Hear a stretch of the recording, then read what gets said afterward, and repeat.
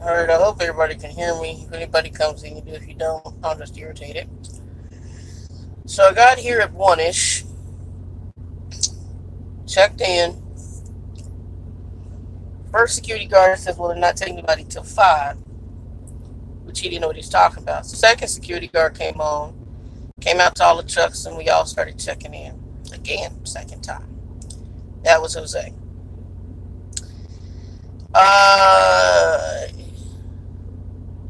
My company supposedly rescheduled the appointment because this was the load that had to be reworked at the beef company.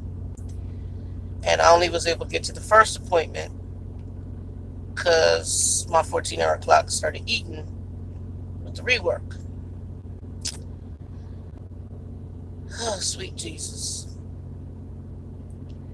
This is the money stuff I was talking about. This is the drama. Get it to the customer, they said, we don't show any rescheduled appointment. We're going to try to fit you in. It is now 8 hours later, and I'm sitting here from 1 o'clock now to 10 something at night, Cali time. And people wonder why I want to go. This is part of the madness. So I don't know if an appointment was scheduled or not. It's just absolutely insanity. So, and I don't even know what the freaking pay for. You should get good money for what they call, what's this called? When you sit here and nothing's done. My mind is going because I'm so irritated right now. I'm angry as hell. Part of me just wants to take this load, drop it on their yard, tell them to give me a load into Texas, drop my shit at my dad's house, and then tell them to give me another load right into Dallas and drop their truck off and then take Greyhound right back to Lubbock. This is just straight insanity. Load itself. Probably gonna make a sandwich. Luckily enough, it got like a sandwich at Petro. It was okay. It wasn't great. I should have got a burrito. So I'll probably just make a sandwich. Thank God I got some food on the truck. This is madness. And I could just go back to the terminal and drop this damn trailer. I was gonna get a shower tonight. I was gonna wash the rest of that laundry tonight. Everything for naught with these people. It's just absolute insanity. Most of y'all probably sleep, but yeah, I'm real over this. Just trying to get to the end of the year. I didn't want another W-2. I could probably leave before then, but I'm really just trying to get to the end of the year. So freaking irritated. Also, if you guys haven't had a chance, read the comments in the prior video from Lua Shelton. It was really good. Lua, we probably need to talk. I really need to probably get you on the TheTrucker411 to get us some maintenance information because you are like a wealth of knowledge. And we need somebody who can do commentary like that. And I appreciate your help on a lot of what you're showing. So I am not happy and I'm pissed the hell off right now. Hello, whoever came in. Yep, I've been here since 1 o'clock. This afternoon. They don't show me scheduled. They're going to try to work me in. I'm here at the border of Customs in Carson. It's just insanity. It's straight insanity. I don't know if I'm actually going to last here. I'm trying to get through the end of the year, but I don't know if that's going to happen.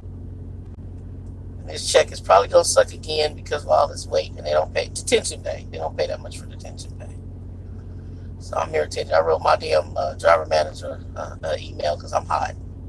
Part of me wants to just take the load, drive right back to the terminal, drop it off, go bobtail to the front. When she gets in on Monday, say, give me something that'll go through Lubbock to Dallas and drop the shit off at my dad's house, drop their truck off in Dallas, and catch me a Greyhound on back up to Lubbock, do my 30 days, leave, and then do my CPAP with my dad because I'm off on that because they were calling about the damn idle. And I need to have my good 30-day report for my next company. I'm so over this. It's just the asinineness of it. It really is. Now, if I did like the rest of these people and just drove broken equipment, leave shit for other drivers, then it'd be a good thing. But this is craziness. Absolute insanity.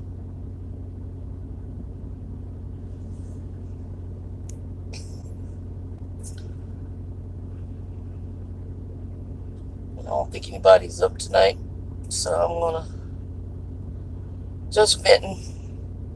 But Yeah, I don't know. Everybody's, I don't understand these companies. I don't understand it. And then people wonder why I want to be on. I want to have some control of my stuff. This is why.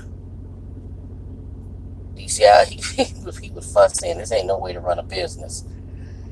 They don't care, bruh. They really don't. It's just, it's sick and it's twisted. Sick and very twisted. I got here at 1 o'clock this afternoon. We are now 8 hours, 10 o'clock this evening. And they don't show a schedule, talking about they're trying to fit me in, and I'm still here. So I'll be here probably tomorrow. I don't know if I'll be here tomorrow because I'm actually leaning towards driving this back to the terminal and dropping the trailer and telling them to give me another load. Because this is insanity. I'll be stuck with the madness for how many days? 2-3 days. It's insanity. I don't know. Somebody's in here just watching, so. Whew. Seeing if anybody was up because I'm bored out of my mind and I'm pissed off at the same time. Bored and angry aren't really a good combination.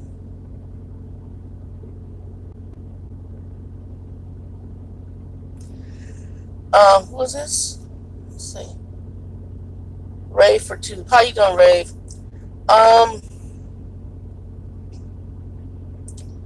Lewis Shelton, who watches the channel, actually has a wealth of knowledge, and they put some comments down on the previous video, and it was really eye-opening. I know this isn't the only company that has maintenance issues. This is probably the only company, though, that I've worked for where I've seen trailers that weren't maintained. Because even I have to think about when I was at Werner, I never, when me and my trainer, because I didn't stay with them long, probably about almost 90 days, and then I switched over to a different starter company. I don't even remember trailers that were in this condition, but that was 2009-10. This division was acquired by this company after I had left them back in 2012-ish. And instead of them getting rid of the trailers that came with this company, which were already old, they kept them. And then they brought their own group of trailers in. Normally, their trailers are newer that they have that actually belong to the company. But again, it's a maintenance issue on all of them. The issues here are much bigger. Like today, this load that I'm on right now, it had to be reworked in Phoenix. That wasn't a trailer to meet, all the weight requirements. They had to maneuver the load so that I could meet those requirements. Well, that ate into my 14-hour clock, which was going to delay me getting to California for the first 2 stops. So I made the very first stop on time, but I was out of hours to make the second stop, which is the stop I'm at now. Supposedly they rescheduled it. I got here today, which is a border and customs facility, and they don't show me rescheduled. So now I'm sitting here waiting for them to hopefully fit me in sometime. And I'm thinking to myself, I'm going to be here until in the morning and waiting for my driver manager and customer service to call these people and try to work us in, because the night crew is probably been a lot of them have been laid off too. I don't think they have a big night group of people. They did a lot of cutbacks when the company did the merger. So there's a lot of issues. I'm just really trying to bide my time, but I'm really irritated right now. And because it eats into your money, because you don't make money sitting. They pay okay for stuff, but like detention pay really doesn't pay that much at this company.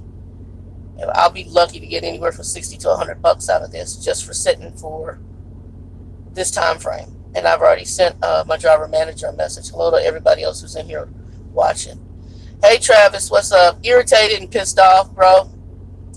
Talking to Rave for 2. Got here at the shipper that was supposed to be rescheduled for 2:30 this afternoon. I got here at 1. It's now 10 something here in California, I believe.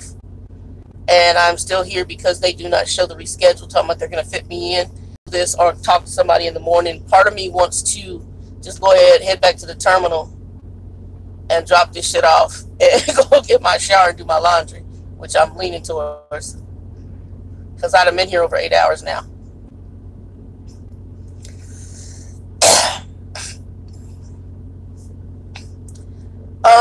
The load that I'm on had to be reworked in Phoenix from a beef company because it was over on the tandems. It was over 34,700, so I was over by 700 on the rear.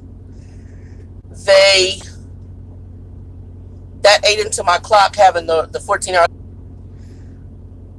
Rave for two, and I'm gonna come back to that rave because I'll talk about that in a minute. Because you're gonna go through BS at most starter companies. There's some that are better than others, though.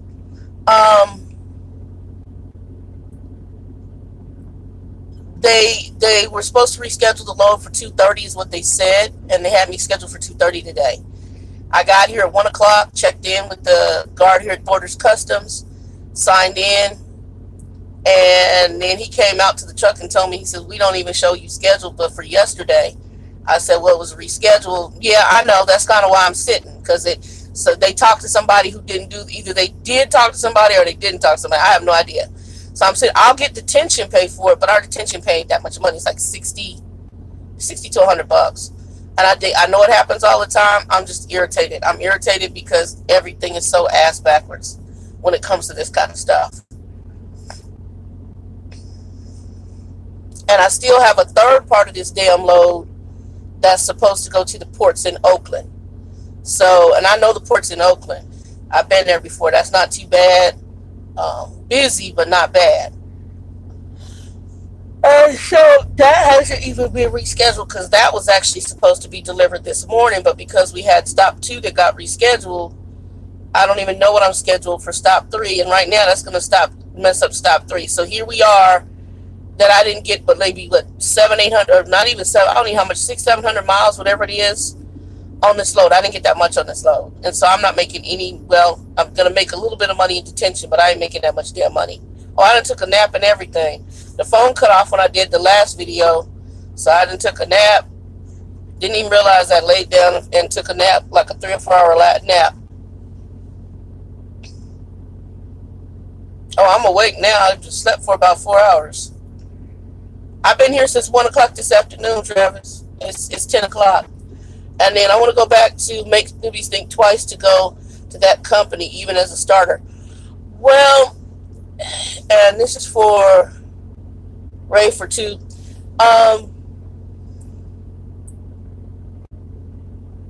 Yeah, I'm already at the 8-hour mark of being here. I got here at 1. It's like 10 o'clock. Well, I've been here longer because what happens is your first 2 hours, they don't count. So I've been here for over 10 hours.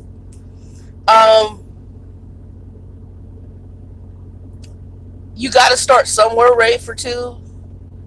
What the one thing I will say about this company and or the other one that I started with is that you're going to go through some BS with these 2 companies, but I learned if I end up with my own, the way I want to go with my own truck, and if later on I get my own trailer and do my own refrigerated loads, if I go that route, I will know how to maintain them based on the BS that I've driven here.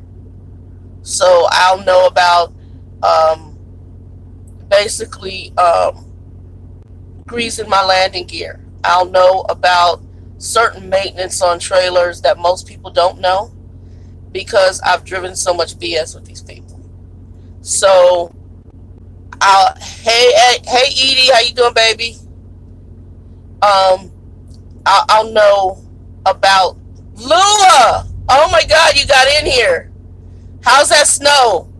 Give me a minute. I'm talking to Ray for 2 because I want to talk to you. Guys, if you haven't, go read the comments from Lua. Lua's like a wealth of knowledge when it comes to mechanical stuff and some trucking history.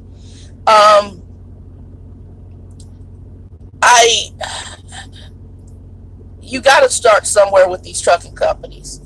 And what I will say is let me give you an example. I have a friend of mine, it's Arian. I won't mention the name because sometimes she'll pop in here. She's a registered nurse. And what she said is that when she first learned how to be a nurse, she went to the nurse to train her that everybody hated. The one that was going to make her do the hard work, the gut work, the dirt work. And she knew it was going to make her a better nurse. Even though this company sucks on a lot of levels, in a sense, I think I've learned skills that most drivers, if you have it easy, I wouldn't have. But at this point now, with this much tenure under my belt, I don't need it. Lewis, a hot mess. I got here for what was supposed to be a rescheduled load for 2:30. I got here at 1. It is now 10 o'clock, and I'm still here, and they don't show me rescheduled. I'm talking about they're going to try to fit me in, and I'm at border U.S. Customs facility. And I still got one more stop on this load. That's a hot-ass mess.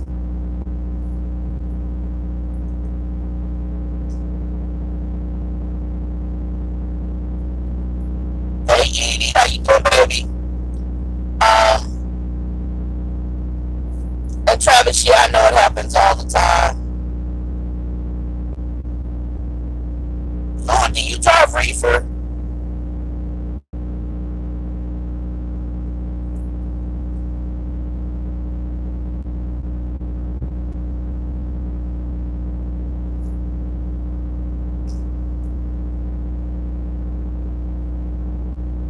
Okay.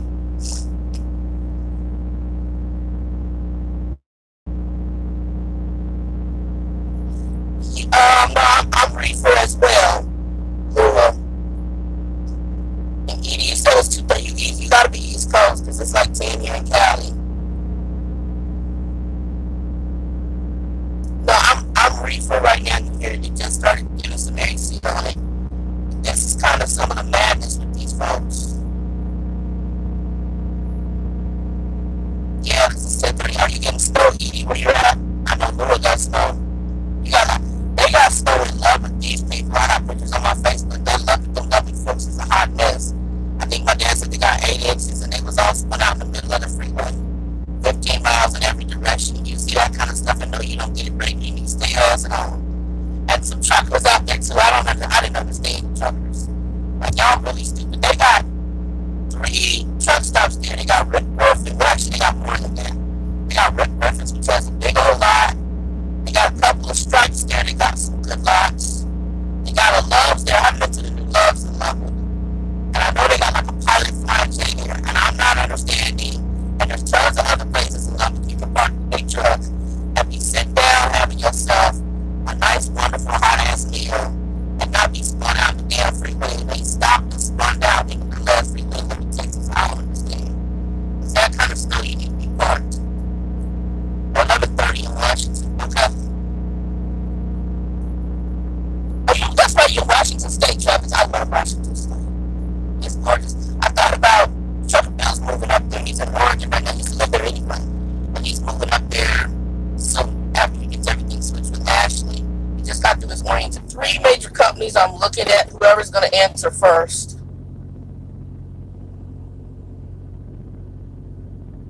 Nah, that's not the air conditioner. That's that one reefer unit. Let me move, y'all. It did it earlier. Hold on. There we go. It's my reefer. When she starts up, the sound does weird, and I have to move the phone. Can y'all hear me okay now? Okay. You have to move the phone because when the reefer starts, for whatever reason, it causes some sort of interference. Yeah, it does it when she starts up. She's cooling off the AC. When she stops again, I'll go ahead and put y'all back. Let's see what it says.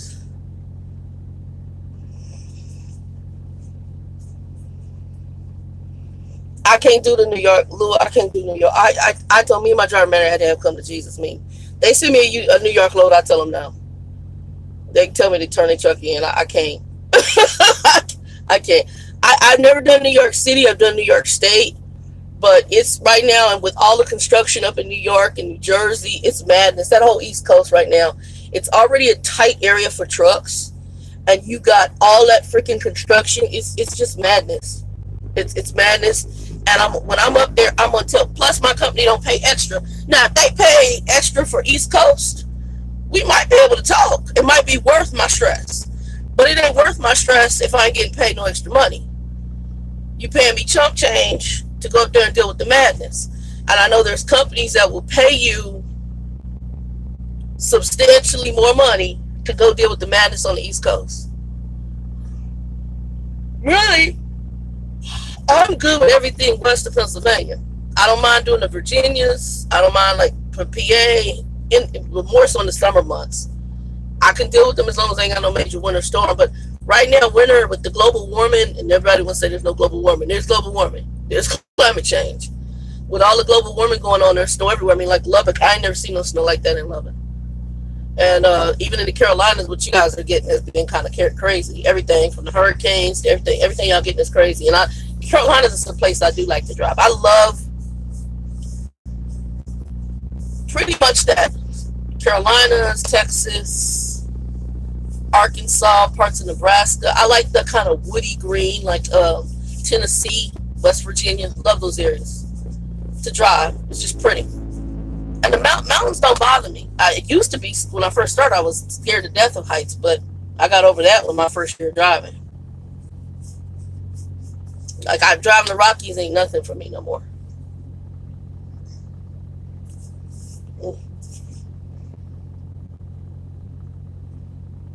Edie, where you at? What part of, I know that Travis is in Washington, Louis in the Carolinas, and Ray for Tube, where you at?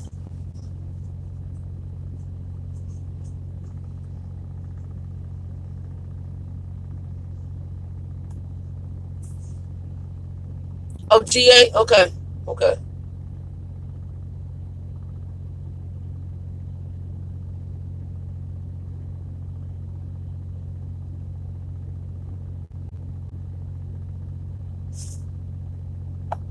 $30,000?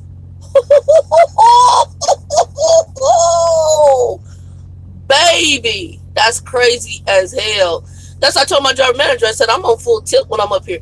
I keep it real. Your shit's gonna be late. It's gonna be late because I'm not that fast. I'm reading everything I can. You got restricted roads. You got low bridges.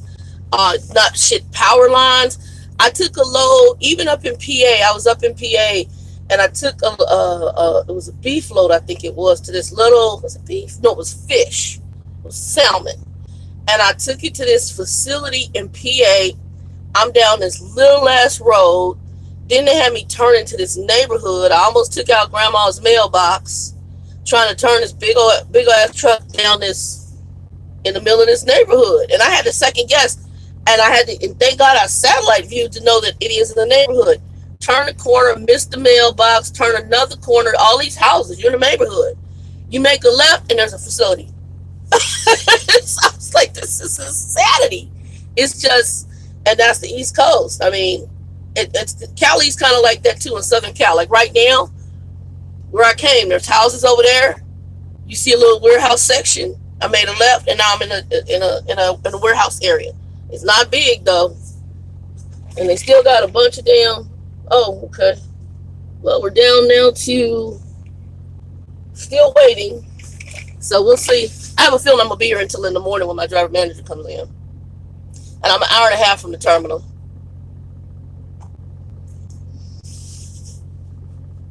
Hey, Black Nation TV. I'm getting ready to be gone like you, brother. Very soon. Look, maybe sooner than the end of the year. I'll be in there next year.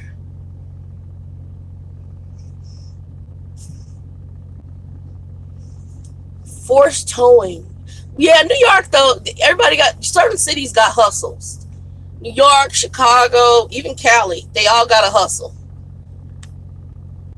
Everybody got a hustle. Y'all forget my head.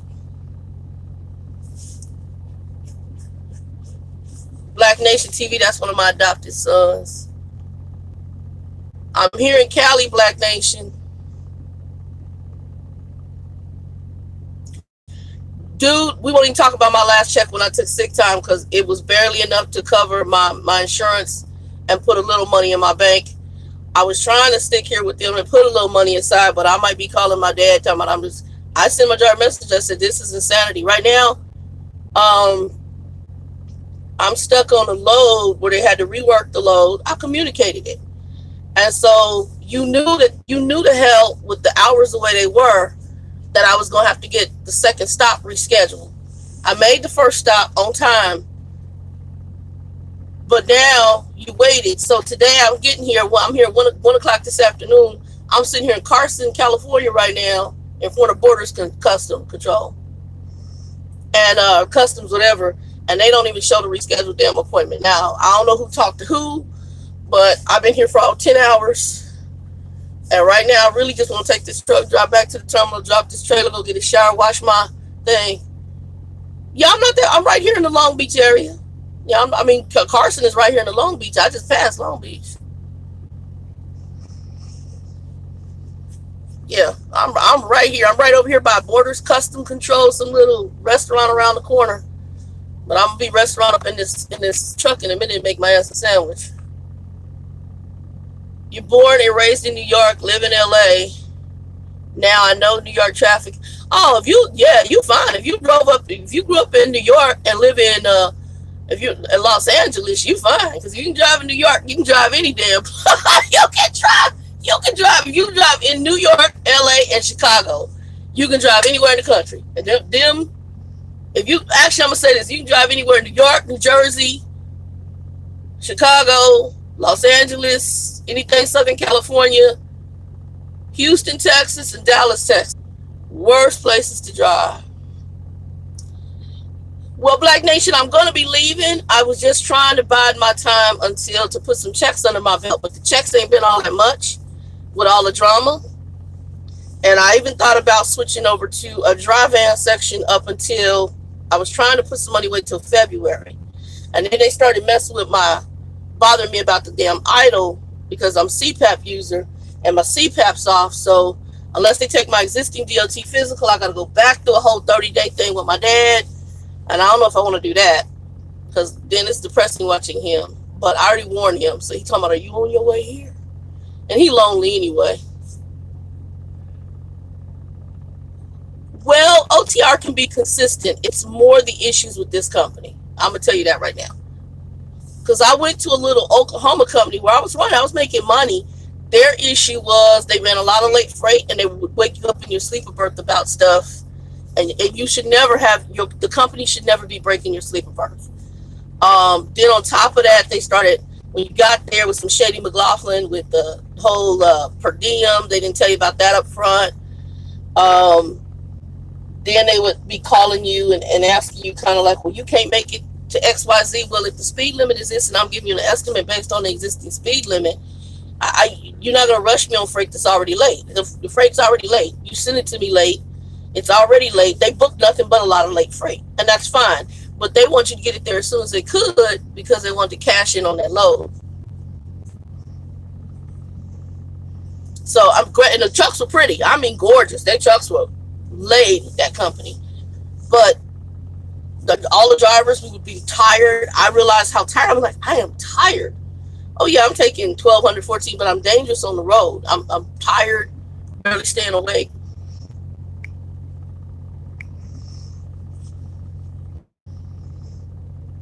Okay, you're studying for the CDL permit now. DOT physical before you can take the test. Okay, don't eat or drink anything other than water. If you have meds, try to do something light that you have to eat with, like a cracker, something to hold your stomach. Take your meds. Make sure your blood pressure is good. I mean, I'm fat as hell. There's things like I don't eat before my test. I don't drink any soda, any coffee, none of that. Lua, I'm not burnt out. What I am is I'm irritated with this company. I really had to evaluate, although this company will burn you out from trucking. I had to reevaluate whether I was like, am I done with this? And I actually love driving, but with this company, and Black Nation can probably speak to this because he worked here. He said inconsistent. I just think it's mismanaged.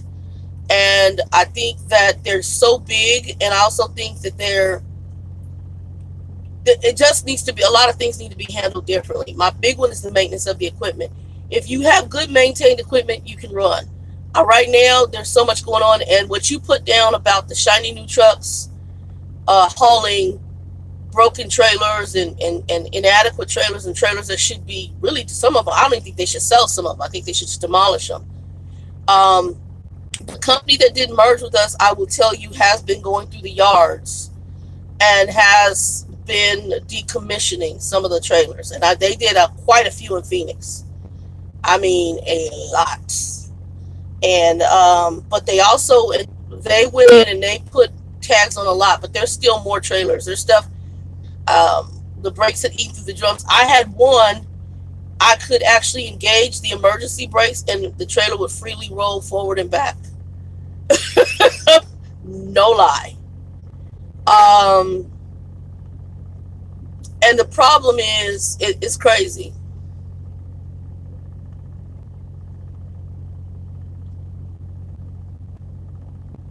Oh yeah, you were 38 cents a mile. I started out at that. I'm 44. That, you know, I'm not averaging that now. I really haven't. And then they put me up on the East Coast. They lost a lot of drivers about the time you left. And they lost even more when they pulled at this 3-day thing. And I really think the reefer division needs better to be run better. But again, you know,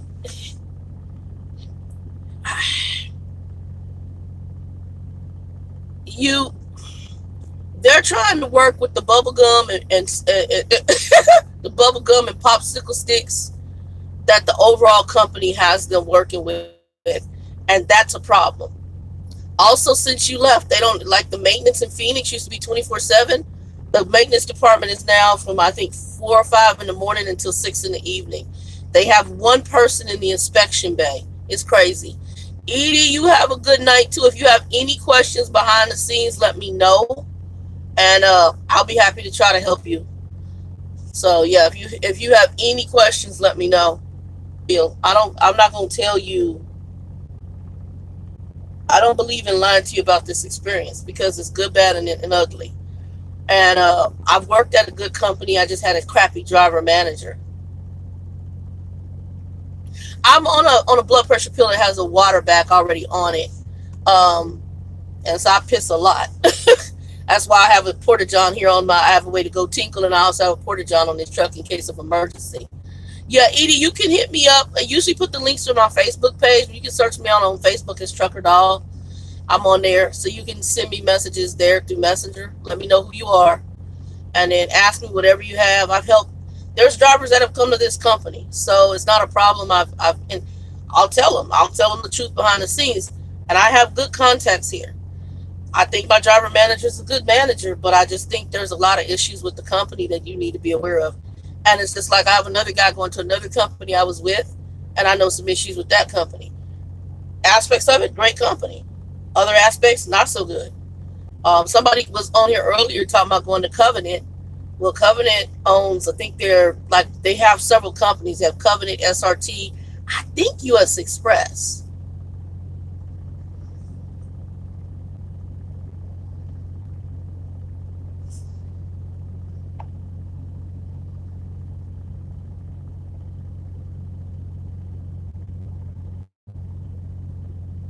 Okay, so you run a manual truck originally, Black Nation?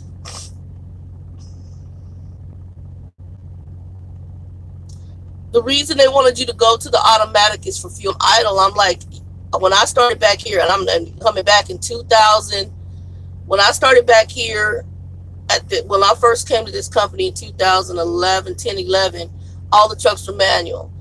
If you could get 5 miles per gallon, you were doing good. Now you're getting anywhere from 5 to 15 on these automatics. And you asking me about the idle because your cheap asses won't put an electric APU on these trucks. That should that shouldn't even be a problem. If you're a CPAP user, you already know what we're going to have to go through. What happens is when I turn the truck off, the 12, the inverter, it only stays charged for so long. And so in the middle of the night, I get beep, beep, beep, and everything cuts, 12 volts, everything. So then I have to get up and start, which makes you an unsafe driver. And you bugging me about idle. Psh, whatever. I'm idling right now, and I ain't going to sit up here and sweat. You ain't paying enough for that. Oh, you was really nice. Oh, you was getting 8.4 on the manual. You were doing good.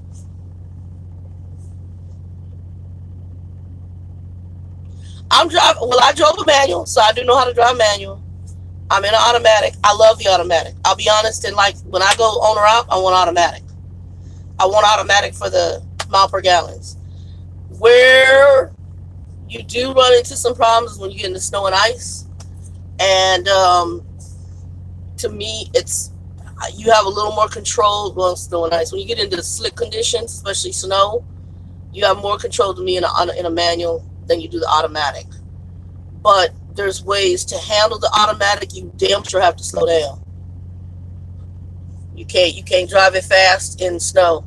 Actually, my trailer slid. That's one of the reasons I got off the road. In this last snow I was in Jamestown, New Mexico. When that's the one I showed y'all, that snow coming down heavy. My trailer started. I was driving really slow, and all of a sudden I heard where the trailer slid over to the rumble strip.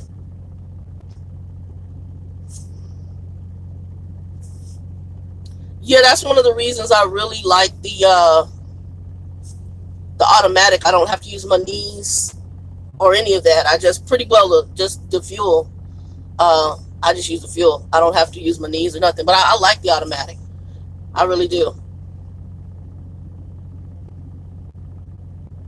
I think if you drive an automatic, you'll to me, you need to know a manual in trucking.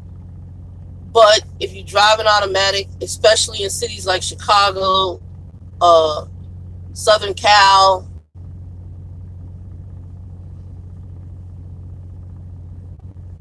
oh, good for you.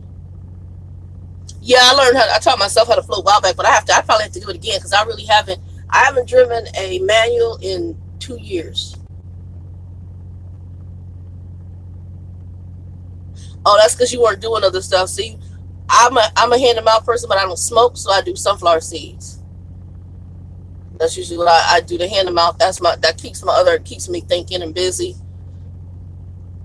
If I do that.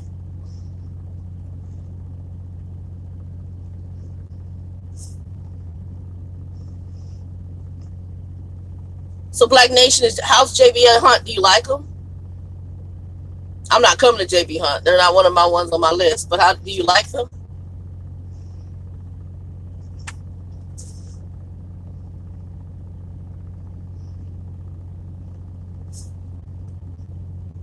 And Lua, are you an owner op? I get a feeling that you're an owner op. Who else is in here? Okay, Edie left. Ray for Tube, you still on here?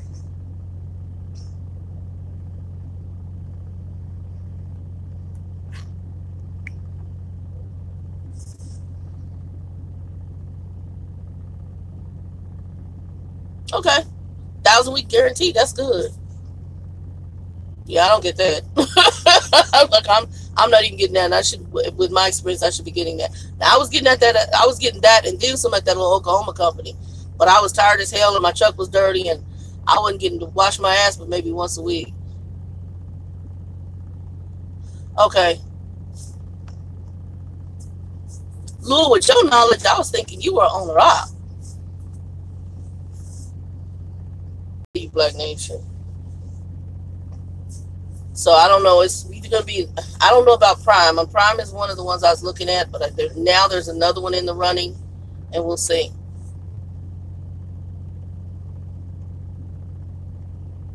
Oh, you're doing a cab over. Hey.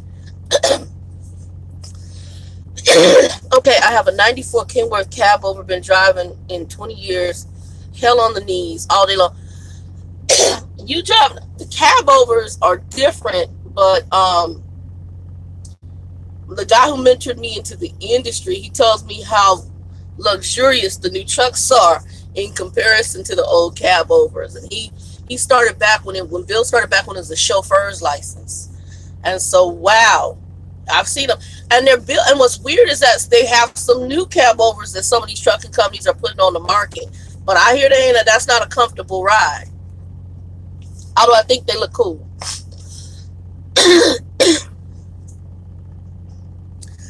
Well, see, that Black Nation, that's what I thought. And I had because that's what I told when Junior jumped in here the other day. Junior Honduras jumped into the chat, and I told Junior, I said, look, I got a fear. Let me get my water.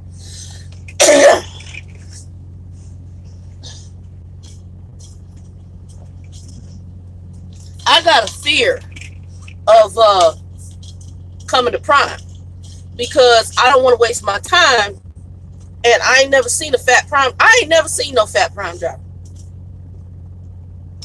Most of them folks be all pretty decent size. And that was one of my fears, is that, you know, they don't. 5 miles to the gap. Oh, that's not bad on a cab over.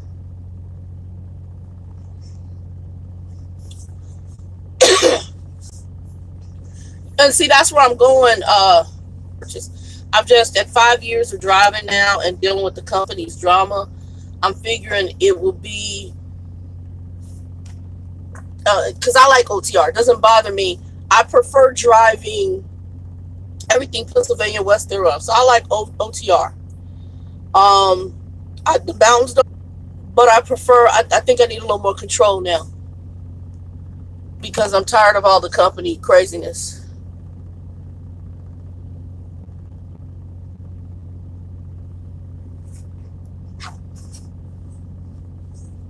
Well, you sound like me. I started working in the corporate world, right for Tube, because my background is corporate, finance and telecommunications.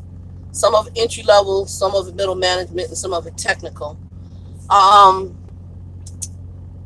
started working in middle management. I started working in corporate America when I was 17 years old. Was my first, while I was in high school. 15, it was 16, 16 years old. I worked for city as a clerk typist, City Tempe.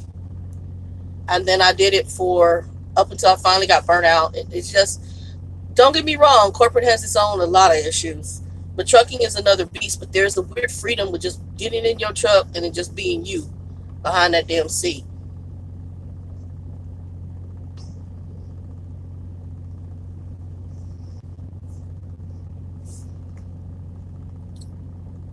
Probably, okay, so no power steering, so everything's not freely flowing. That's why it's probably good then, Lua.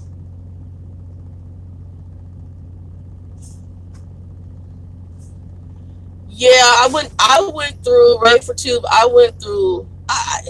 my last job, I was working in the healthcare. I started in healthcare, trying to break into healthcare. And I tried different industries, and it's drama no matter what industry, the inside corporate politics. I had an issue come up, and you have to try to work through the minutia, and it just, I couldn't. I'm so over it. And I was thinking, like, just even go with this company, do I want to go back in corporate? They asked me to apply for one of their instructor positions at the school. I don't even want to do that.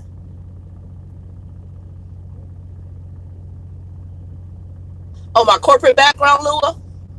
Well, see, that's why I think if I can from the age of 17 up until I left corporate America, if I can marry that with trucking, I think I'll do quite well. Which is why it's like I had another person on here. What was that gentleman's name who was on earlier? I think his name was Edward. And he was on earlier, and he's anti-lease purchase.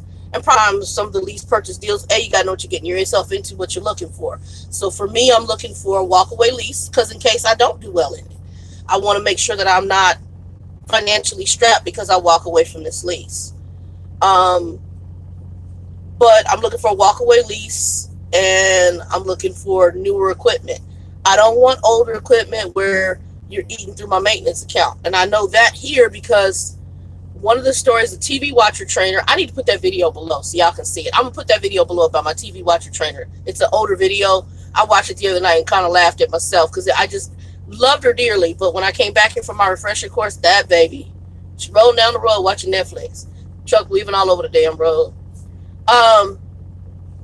But she told me the story for this company that I'm at where, and I don't know true or false, but she left enough on the plate for me to know what to watch out for. And what she stated was that she was working for an owner-op at this company. So one of the lease purchase people who had leased a truck through the company. They talked her and a friend of hers into teaming, and they drove the truck. Well, then all of a sudden, the truck would go in for maintenance. They would leave, go out. Like a week later, they were back in for maintenance again. The KW dealership. KW's like, well, why is this loose over here? And they realized they had just gotten out the shop. So they were wondering, whether maybe somebody was doing it, but they were milking, in my opinion, based on what she was describing, the company or the maintenance department was milking this person's maintenance fund. And so that then raised a red flag. Do I want the company working on my equipment? I want to make sure that I can take my equipment to somewhere else and have maintenance done and pull from my maintenance account. But I really want new equipment so that it's under warranty.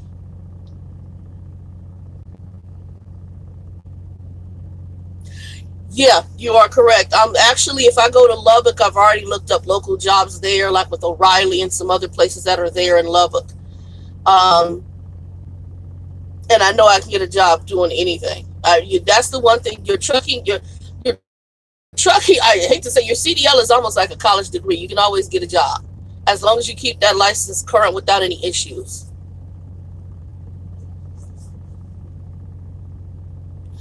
Yeah, that's United. That's exactly what I'm thinking. And after going through this with this company and then dealing with the little Oklahoma company, I took in a 30-day leave and tried a different company, a 60-day leave. And I tried a little company in Oklahoma, beautiful trucks, brand new. They let me after and it tells you I can drive. Okay. That's honesty. When you go out with safety, you drive. You and I, all of us who have some experience know, how does safety give you your equipment? How do they determine what your equipment you get? Normally at most companies, if you drive well, back well, they're going to give you new equipment. If you have any issues, you're going to get older equipment. On it, I have the video on here. 17 miles on that truck. My issues with the company, I had question marks when I first went in. A headhunter helped me find the company, and she was pushing it because she knew two of the people from Conway who were working at that company. And the company is going through, those two people were hired in order to try to change the culture. But they've got a lot of people who are probably buddies of the owner. And now the owner's son is running the company, and it's hard to get rid of folks.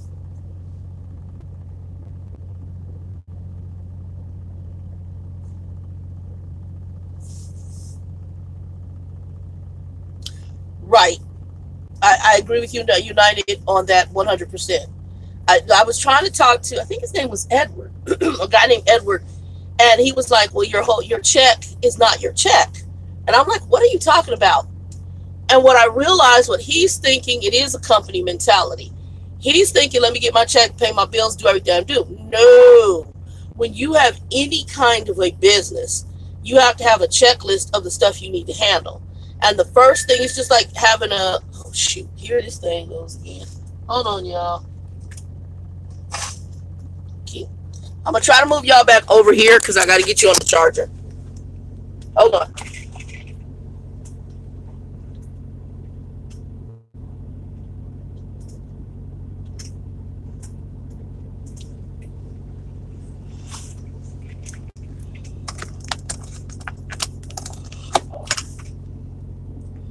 Hold on, people.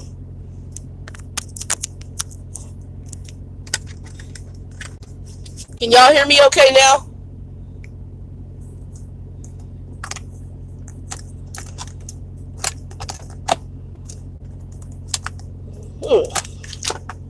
Yeah, it might only go through here.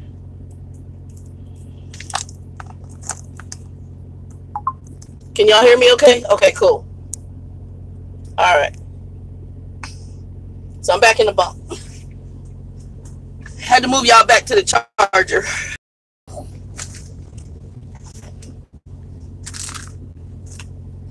And we might be putting y'all on the backup battery.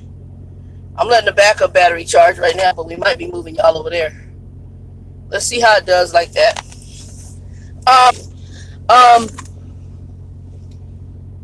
I think that what he was, and it's really a business mindset. That's why I said I think I'll be okay marrying the two. When you have a business, you have expenses for that business. And what I tried to use as an example in talking to him, if you get your check from your business, okay, the first thing you need to take care of is all the business expenses. Okay, so you take care, if you had a business where you had a building, you got to take care of your lease payment. You got to take for the property. If you're leasing the building, you don't own the property. Even if you own the property, you got property taxes you need to set aside. So you got some bill with that property you're going to have to handle. first. You got to secure your facility. Then you got to pay whatever utilities you have.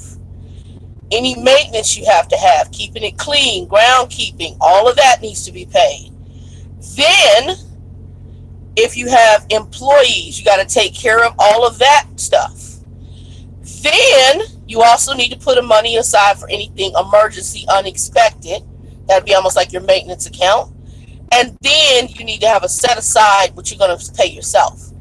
If you don't have that mindset already working, there's going to be a problem. Oh, my battery charger fell. There's going to be a problem. And so I don't think that individual had what I call the business mindset. And it's you. If you're just thinking I'm going to get the paycheck and I spend it and pay my bills, that's not how it works. You can't do it that way. And I've been already planning for that part of it. So and I already know that just from the corporate background. And like I said, I worked in banking. Granted, I didn't always make the best choices. And, you know, it's kind of like I was watching, I think his name's Woody, when he talked about having a poverty mindset. Going out and buying the $2,000 computer or the, you know, the $500, $600 camera. I was talking to my son, Shah. I was like, you know, hey, because, you know, and he's young. He wants some certain gadgets. I've very much been there, done that. But now you're a business owner. And you need to make sure that you have reserve in case of an emergency. One of the best things that happened, I hate to say it was his example, was when he wasn't even his fault. He's driving his truck, he's minding his business, he's parked, he's asleep, him and his wife. Boom, somebody pulls out, takes the front driver's side of his truck off. So now him and his wife are stuck in Nevada for damn near over 30 days waiting for parts for the Volvo to get repaired. Now, granted, his insurance took care of the dispute between him and the other trucking company, but during that time, you know, you're trying to pull money out the wind to survive. That's where you have to have that emergency in case any and everything could happen. So you have to do that. And then also, when you look at your money, at least in my opinion, when you look at your money, you don't want to look at it as though, oh, okay, I got 2,000. Like he said, he had, you know, for example, he had 2,200 left over after his truck note, after his insurance. You don't want to spend that whole 2,000. You want to say, you know what, I'm going to pay myself like a company driver. So maybe, what can I live off of? 44 cents a mile. What does that pay? And then pay myself off that, and then put the rest of it in the savings account, emergency fund. Start building your account. It's like I was listening to Woody. He said, my account's below $10,000. I have a problem. Absolutely. Absolutely. You want to get to where you have reserves. You want to have emergency backup.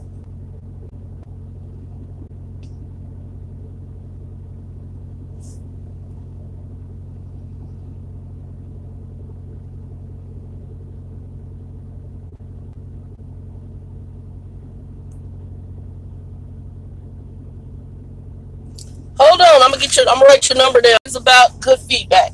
Hold on, United.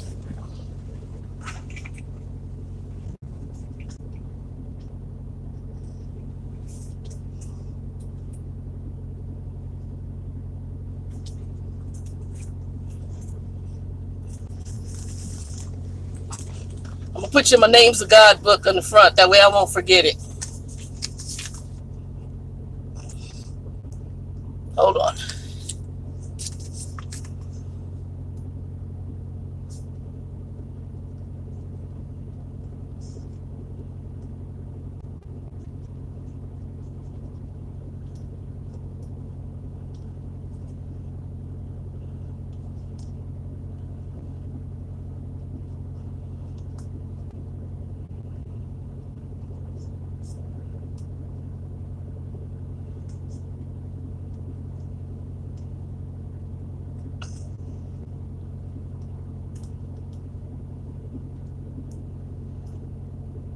Okay, I got you down.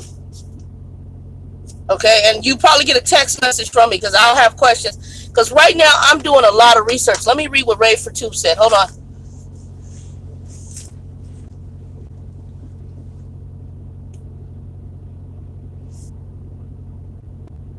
Right, absolutely, Ray, for Tube. And I was trying to talk to, like, I have a friend of mine, Jose. He's a sweetheart, and he was trying to get me on with his company, which is UPS. And I thought about it, but where I want to be is in Texas. And like his boss told me, he said, if you live here in California, you got a job. But I don't have a zero desire to live in Cali. He gave me a number for somebody else. You're absolutely right. He gave me the number for somebody, for a recruiter, but I never heard back. So I'm one of those people that maybe that just wasn't meant to be. But I know right now everything in me is telling me, and I don't know if this, I'm a big person, believe God directs you. Your son had a terrible accident at primary training from months ago. Oh my God.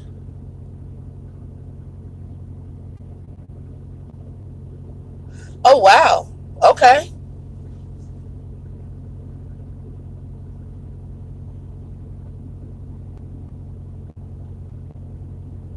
Oh my God. Wow. Okay. Well, I've heard Prime is very good. That's something I've heard very good about him. But Ray for Life, you are correct. I want to say you got to be prepared in trucking, and you got to have some wisdom and do research. And I think a lot of the kids out here, they're seeing some of the big known truckers on here. Yeah, Lou, I just read that. But I mean, what I'm impressed with, because normally what United, at least what I'm taking from what United said,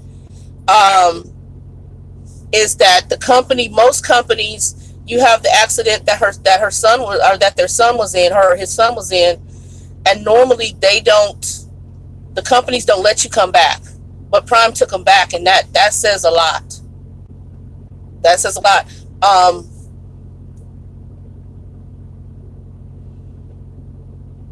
And then Ray for Two. But yeah, some of these companies, some of these people, when they come in here, and some of these youngsters, they see some of the big known YouTubers, and they're jumping in without doing full research, and or want to floss, and it's not, and not understanding it's business. Not only, yeah, you can have a pretty truck, a nice truck, but it comes down to business. And yes, you can take a lot of money home, but how you manage that money, how you invest that money is important. Like right now, one of my first questions is, are you incorporated? Do you have an LLC? One of the two you got to have when you're going to trucking for tax purposes. And a lot of these babies don't know that. So you get these 1099, and it's going to kill them in taxes, because if you're 1099 as an independent person, you're paying up the yin yang for taxes, opposed to getting the business deductions that you need. So like right now, that's the only reason I'm kind of sticking, because what I'm going to do in the next month is I've got to get my incorporation set up. I've got to research out healthcare insurance companies because of my age. So yeah. I take it based on what you said, United, that the accident was not your son's fault, which is actually a good thing. I mean, it's sad that the people passed away, but the trucking accident was not your son's fault, correct?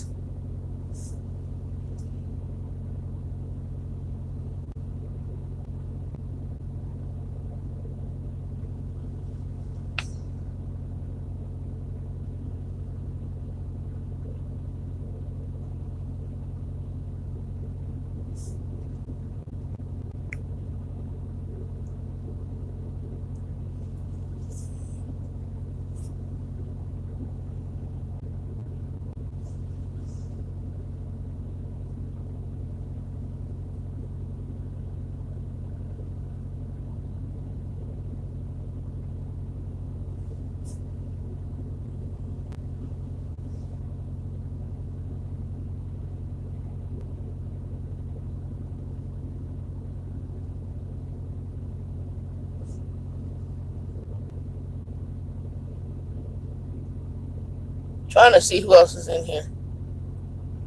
All right. Who is still in here? United is in here. Rave was in here. The TV must have left. That's my little young son.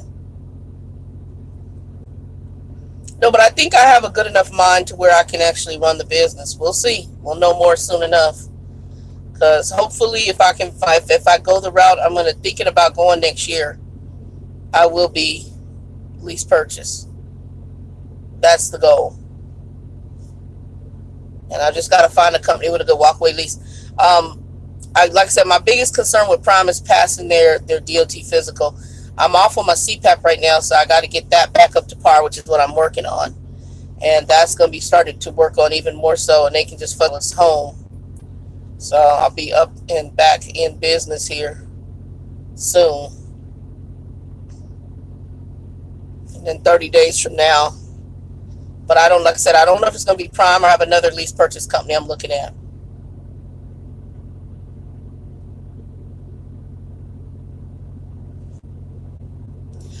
Yeah, I've got to find out what the if you're talking about fees for incorporating, I'm probably just going to go through like LegalZoom or one of those to do it for me, and I'm thinking around probably $400 or $500 to get it done. I can't see it being that much. I really probably am going to go the incorporation route, and the reason I want to do that is because you can also build what they call business credit. It's always good to have an emergency business credit, get that built up, because if I lease purchase later on, I may be able to go through an actual trucking, build the business credit. I also have some personal credit stuff I want to do. I'm taking care of as well. And I can split the two credits. I want, my credit separate from the company's credit. And then also by doing it as an incorporation, you can set yourself up as an employee. So you're paying yourself as an employee, which breaks the tax consequences on me personally. And it also separates me from the business in case there is ever a lawsuit. So it really keeps me separate. It keeps my, whatever I get personally, like if I bought nobody can come after my personal stuff. And that's what I'm really looking for. Because the further you go down the corporation from like a LLC to S Corp or C Corp, you actually put further distance between you and the company. So like with the case here with United, where they had this tragic accident, if they wanted to and the son was not LLC and it was under a 1099, they can come after his personal stuff, which is something that a lot of these young people don't know who are getting into these lease purchases. And if you just be in 1099 and you're not LLC, you're not incorporated, they can come after your personal stuff and you could lose your shirt. Yes. Yeah, it's just more expensive to, the further you go in the corporate, in setting up a corporation, the more expensive it is to set it up. So there's going to be some more fees through dealing with IRS and all that crap. So that's why I said I'm probably going to do like a LegalZoom or something like that. I'll get online and research. That's something I'm going to be doing over the next few days, researching. And only reason why I'm hanging in here is because I'm already here. I've got to earn a little bit of money in order to do everything.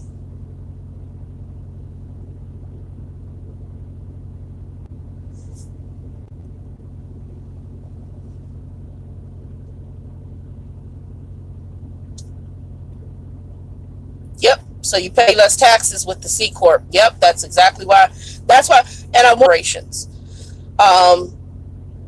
And that's why I wanted to go, is either one of those two ways. It's either C or S. I've got to research because it's been years. I had read like a Rich Dad, Poor Dad series years ago when I had property. And I never did incorporate because I only had like a house. And then I had the house that I had that I was just going to flip.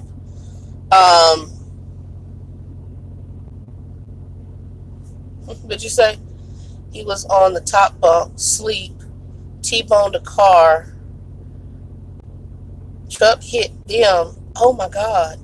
60 miles an hour ahead. Oh my Lord. Wow. Wow, wow, wow.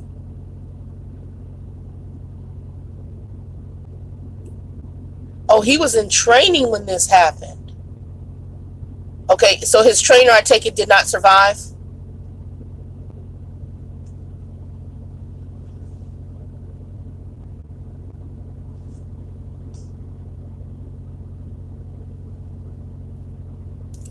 And why the hell was he on the top bunk?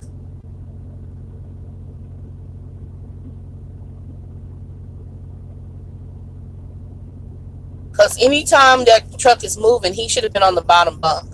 He had one of them. That pisses me off. Trainers should never have students on the top bunk when that damn truck is moving.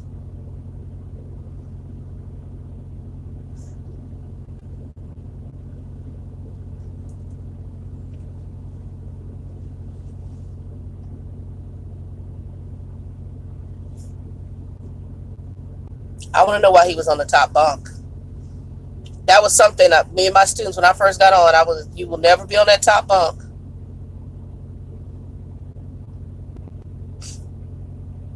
But Ray for Tube, you know, sometimes God has things happen. Maybe he's on the top bunk and that's what spared his life in that accident. So I'm fussing about it, but sometimes I'm one of them people that things happen for a reason. So that might have been what spared your son's life. United.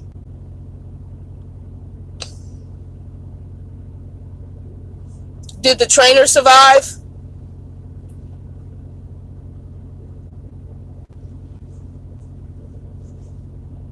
I've had to have that attitude, Ray for Tube. I've noticed that there are sometimes I avoid things, like I'm irritated right now because I'm stuck here, but then I have to remind myself that maybe there's a reason God has me stuck here on this load.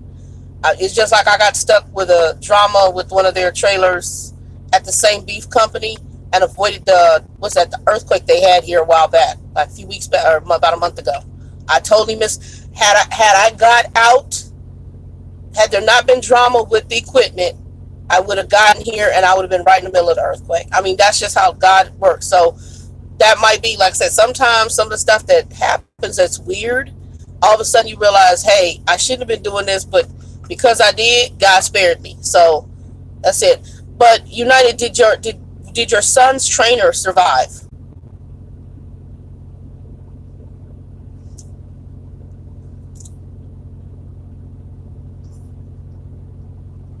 And whoever joined in, we just shooting the shiznit right now.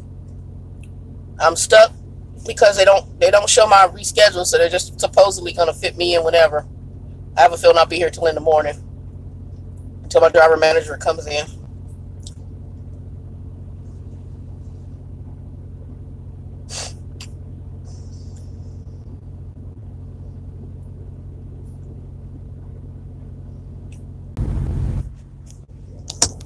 Alright guys, I got kicked for a minute. Hopefully we're back. It had to do a reconnect.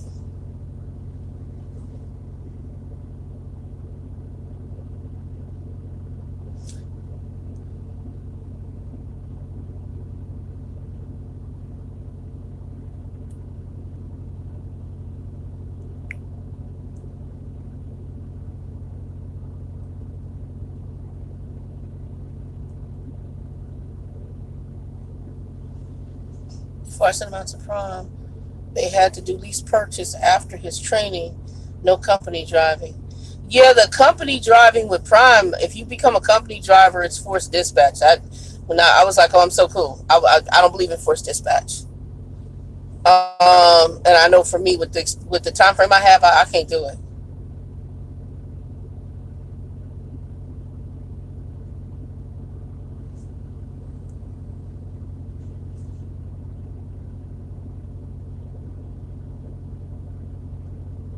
Oh my goodness, Lua.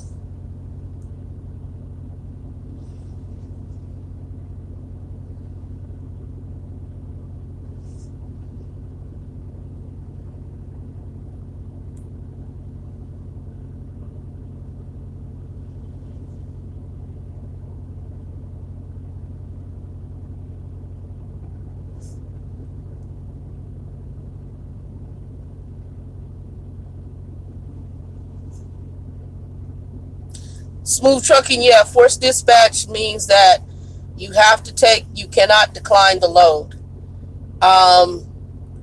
With my company, I can basically, I have an option to accept, decline, or counter.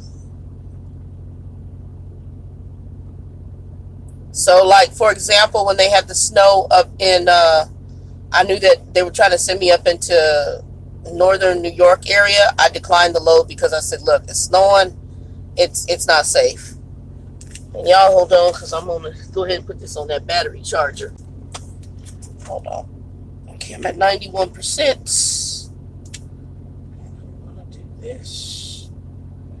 Because for whatever reason, back here,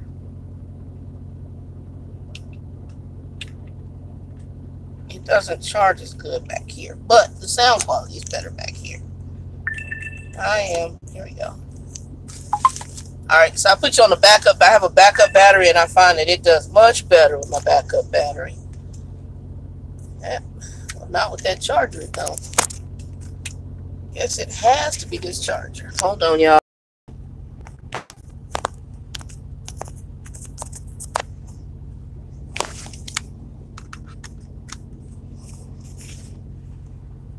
Here is a little short cable.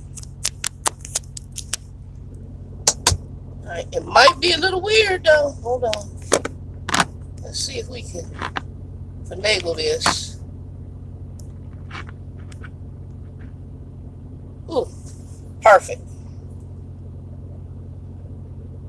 Always a will. There's a way.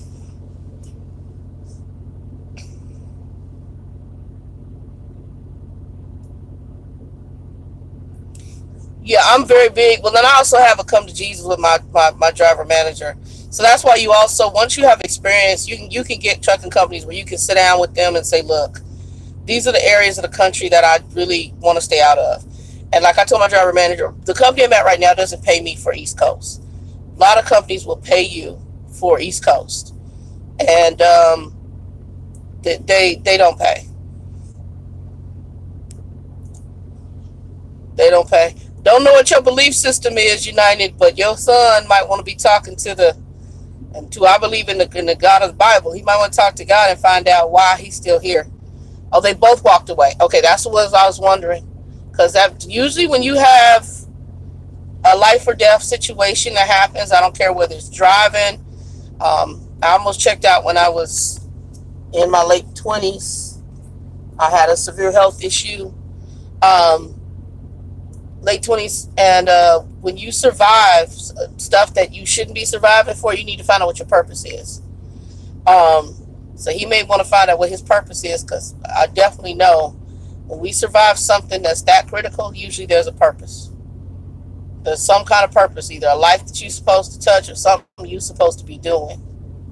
So he need to find out what his purpose is and be moving in that, because God gave him another chance. Top bunk, and in that kind of accident, you usually don't walk away. So he's blessed, and one of the reasons he probably was thrown from they thrown too. But yeah, that God has a purpose. Now that's just my personal belief. Not trying to put out my beliefs on anybody else, but I believe that if you survive something that most people don't walk away from, there's something else in your life you're supposed to be doing.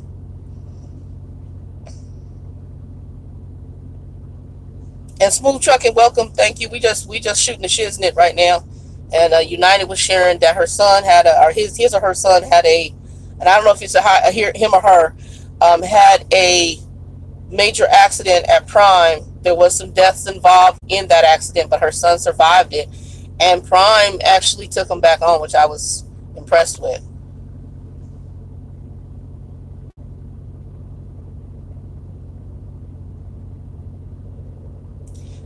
Ray for life, thank you, and thanks for popping in. Definitely. Ray, if I said Ray for life, Ray for two. I will, keep popping in.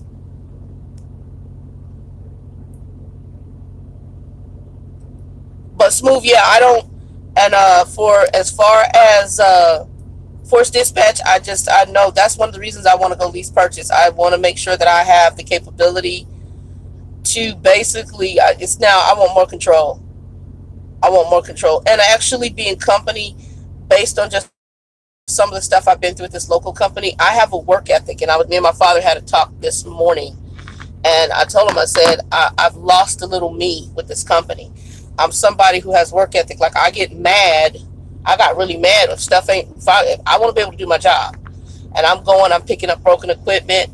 I actually, with my driver manager, I told her at one point when I first came back Sorry, y'all. I got a battery on here that like the charging battery, the backup battery. I'm trying to get it to where. Okay, hopefully it'll stay.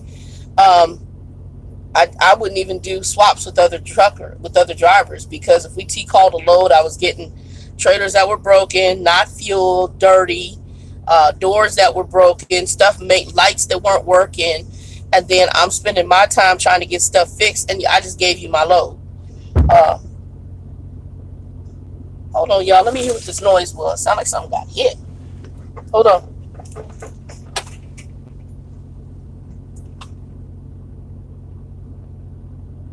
Did he blow a tire?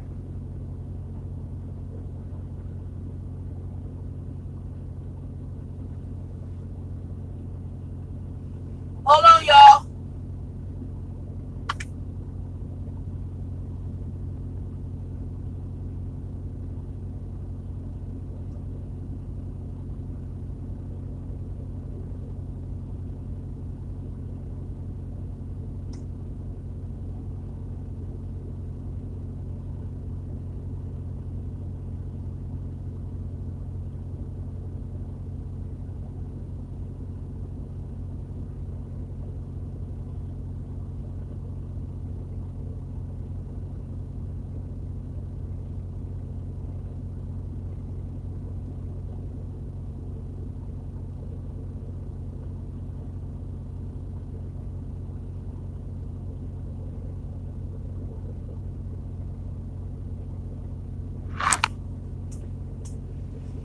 You gotta watch. I got CR England trying to back into this dock off the street, and I'm sitting just there, and so I don't know if he was. I gotta watch to make sure they don't hit my behind. So give me a minute, y'all.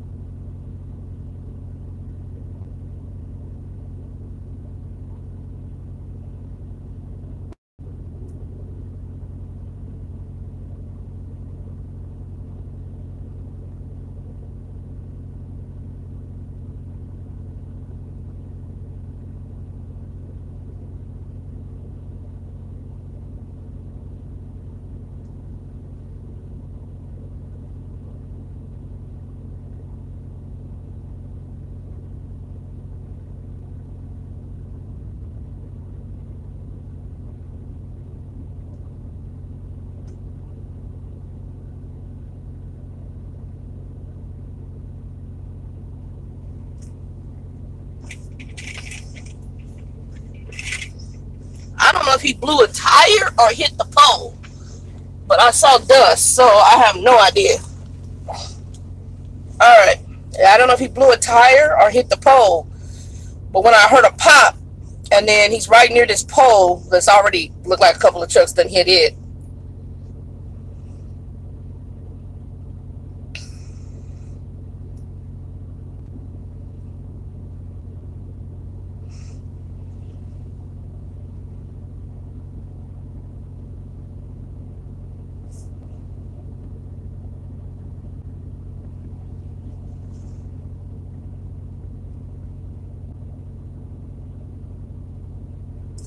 You are right, United. But what I did is I just had to come to Jesus with my driver manager. I can drive. I told her I can go up to the East Coast. I understand your stuff's gonna be late. You know, I'm not. I don't drive crazy up there, and because of the maintenance of the equipment, I'm very cautious. I'm very cautious when I drive up there.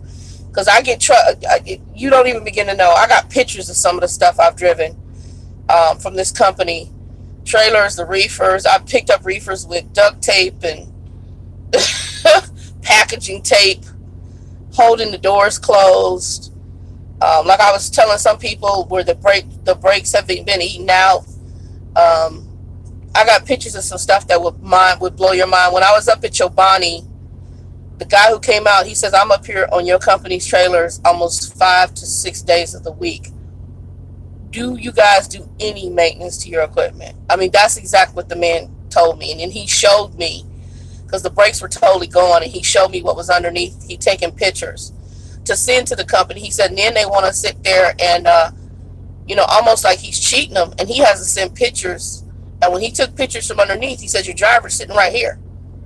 Your driver can freely move this truck with the brakes engaged. There's a problem. That trailer should not move with the brakes engaged. You ain't got no brakes under this trailer.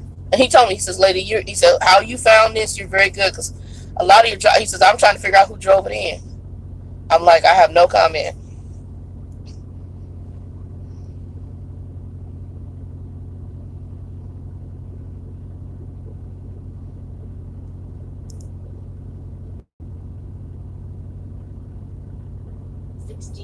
Of delay were added to your route.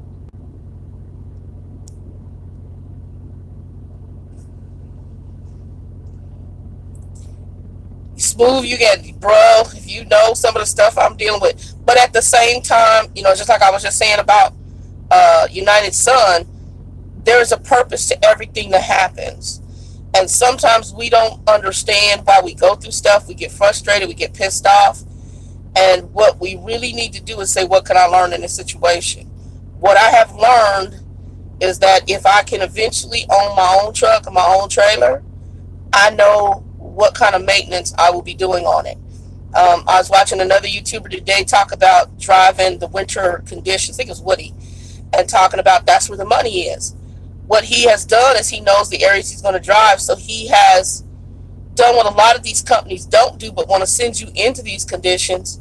He's putting certain tires on his trucks to make them have better grip in snowy, icy, and slick conditions, so that he can go up into those areas and make the money he needs to make, and also operate equipment that is better maintained, safer. You know, you still make those decisions when not to drive, but if your equipment is set up to handle what I mean, as truckers, we are going to have to drive snow. We're going to have to drive rain. Now, there's a degree of stuff we need to shut down for. With this company, there are certain things I just automatically shut down because I know that the tires on this truck aren't set up to handle the weather conditions. When I was at Conway, though, I drove very snowy conditions. When I was at another company called Pride, I've got some older videos you'll see on here I took where I was almost on ice and drove without ever having to chain up. So the difference is that I was more confident in the maintenance of the equipment with those companies than I am at the place I'm at currently. Let's just put it that way. You know, I look at the tires on the back of this truck. This tire is, please, on the back of the truck, on the back of the trailer. Please, I'm good. The snow that I was in Jamestown, New Mexico, which you'll see in like maybe about 4 or 5 videos back, the trailer started sliding, and it was heavy snow for the area I was in, but it slid over onto the rumble strip. At that point, when I started seeing the trailer slide and I've slid in the truck before, so it wasn't as severe as I've been in a much more severe slide where the load shifted when I was with Werner. But it wasn't so severe that I felt like that, but I knew based on my previous experience, it's time to get off the road because my trailer don't have no grip. And it's because, A, they don't have the right kind of, for that kind of weather conditions, those tires aren't for that. So let's get my happy butt off the road with substandard equipment. So yes, when I decline loads, I will tell you. And I tell and I just have a come to Jesus meeting. My thing is I ain't tore up your crap. I don't have no accidents or incidents. My CSA score is 0, which means I don't have any accidents, incidents, no tickets, no nothing. So and they say, oh, we're so happy that your CSA or whatever is a 0, yada yada yada. Yeah, I don't have any of that. Knock on wood. I mean, that's not to say it can't happen. It can happen to anybody. But knock on wood, it's, God has blessed me. It hasn't happened to me. And not only our safety, but even the motoring public. I think you have to see the bigger picture, and that's another thing But if you know when you're working for a company where the dollar's the bottom line, because then you'll be driving like what you driving. Now the trailer I have right now is nice, but it's one of the actual company's trailers, not from the company that we acquired. It is an older trailer, but it's decent.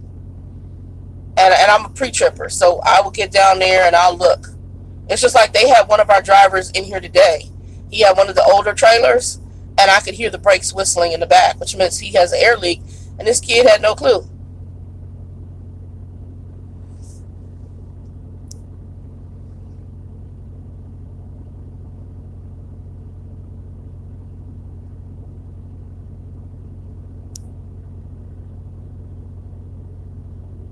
Ooh, light loads, yeah, light loads in snow aren't good. Not good at all.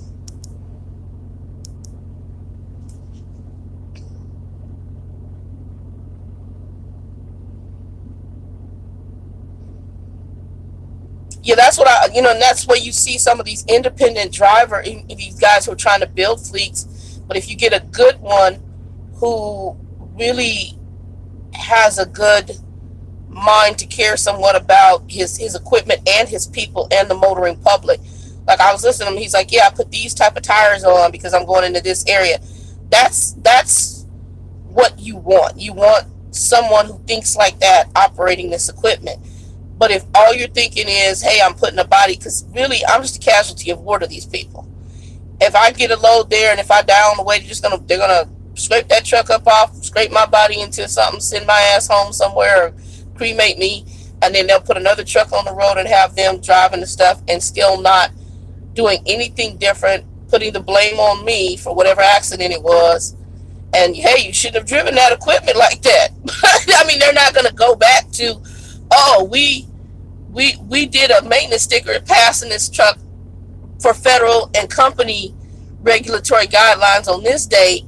Oh, but the driver should have seen that the brakes weren't right, or they should have seen that that tire was bad, and they're gonna put it on you, even though you could have pointed out to them. I took a trailer in the other day. I'm hearing the tire go, and I know it's a bad tire. All the guy did was walk around the trailer. He's exhausted. They got one person in the inspection bay for 4 or 5 days that were open that night. There's no way in hell he's gonna get back there and remove tires to get to one tire and be like, yeah, you're fine. Boom. Because he's tired. He's one person. They've streamlined it that bad. You know, and it's insanity.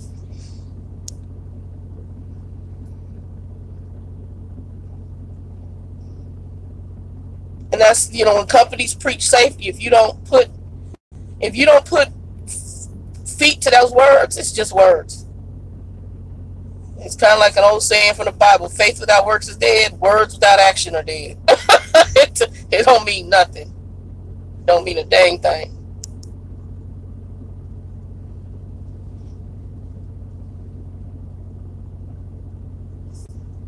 Smooth, where you at in the country?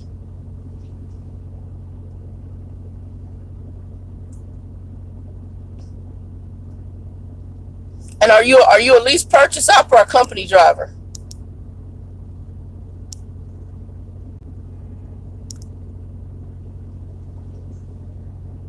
Are you in? I'm in Cali right now. What part of Cali you at? Southern, northern. I'm sitting up here in Carson outside of this doggone U.S. Customs, hoping they call me in. But I've been here for 10 hours, so I don't think they're going to call me in tonight. I think my driver manager is going to have to come in tomorrow. Customer service is going to have to call, and they're going to try to get me in another appointment because these people ain't showing the appointment that was for today. Talking about they're going to try to fit me in, and I'm still sitting here outside here. Okay. I don't know where Bloomington is near. Is that like Los Angeles area, or is it Northern Cal? Oh. I'm in Long Beach right now.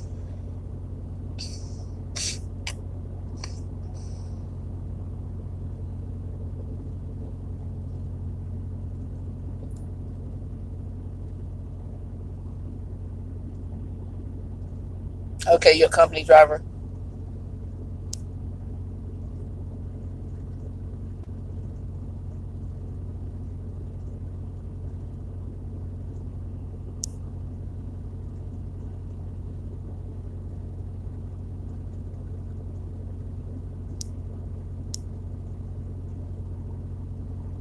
Okay.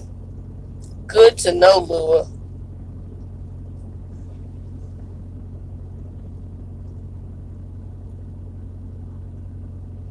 Oh, United, you straight. We understand it.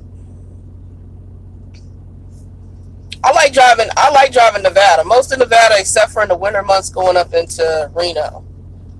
And then it's funny because I will reroute. Me and my driver manager knows, because like in the winter time, they were trying to route me through U.S. highways coming through Nevada. I won't.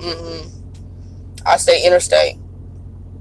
I told her, you're not gonna have me up here, because up in those areas, like even coming here into my home state, coming up into my home state of Arizona, you'll be chains on, chains off, following the routing up in them U.S. highways. I said I will reroute, and I warn them. I mean, I always tell them what I'm gonna do. And she don't argue with me, because at the same time she knows that at least I believe she knows that what I'm doing are the choices that are going to be choices that make it so that there are no accidents. I mean, she works with her husband's a driver also for the company, so that's the plus, is that she already knows. The woman knows. She knows what we go through. Like we had a little talk, and she told me it's always the driver's fault, even if it's not your fault. They're gonna make it your fault. I mean, in a roundabout way, that's what she's saying. And I already know her husband's a driver. Okay, yeah, Fontana. Okay, yeah, we got you're over by the sisters. We got a terminal over in Fontana. Yeah, I got one of our terminals is in Fontana, and they got a school over at that terminal too.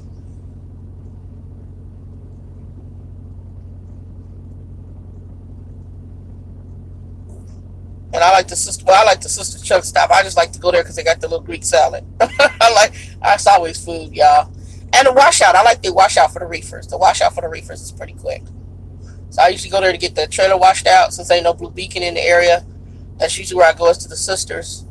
And then while I'm there, I get me a salad, because they have a good Greek salad. I don't stay at the truck stop because it's kind of scummy, but they have a little restaurant in there that ain't half bad.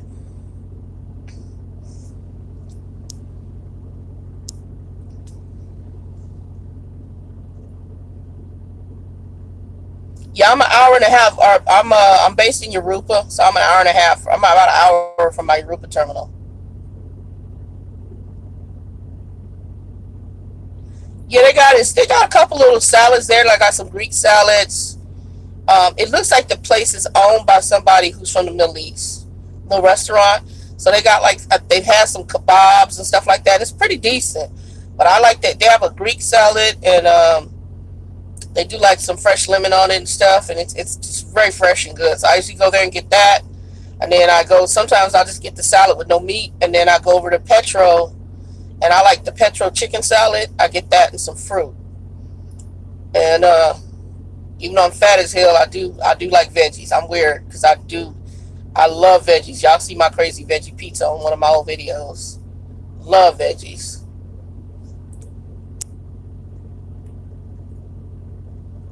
Do you drive Smooth? Do you drive reefer or do you drive van? And United, do you do van or do you drive reefer? I know Lua's reefer like me.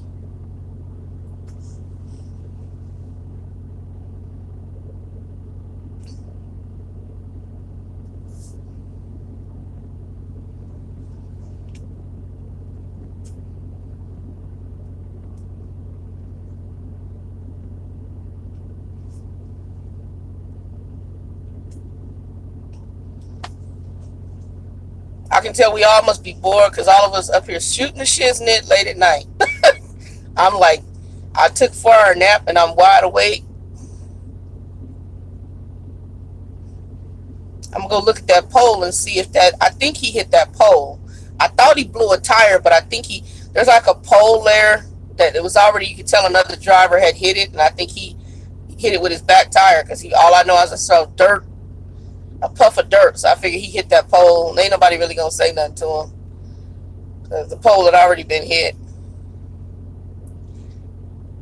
4 a.m. East Coast gonna infuriate the terminal manager when I tell them It'll be Tuesday when I'll go out. I'm dry. Oh, you're dry van, not reefer. I thought you were reefer. Okay. They shouldn't be infuriated. You just tell them it's for safety reasons. You're going to stay your ass at home. Especially with what? Y'all got like 8 to 10 inches of snow in the Carolinas? Because my father got 8 inches in Lubbock, and it was a hot-ass mess. I thought he blew a tire, but he kept backing, so unless he didn't know he blew the tire, I don't know. I heard a pop, and I saw smoke, and that's the first thing I thought was a blown tire, but it was a CR England driver, so the baby may not know he blew a tire. Wherever it's at, it's on the back of that trailer. So either he hit something with the back of the trailer or he blew a tire on the back. Night, Lua, though. And thank you for the information. And Lua, if you want to, check out the TheTrucker411. We could use a lot of your mechanical knowledge. Because we got some owner ops on there. Got a lot of women in trucking on there too. And your knowledge with anything you decide to put up there would be helpful.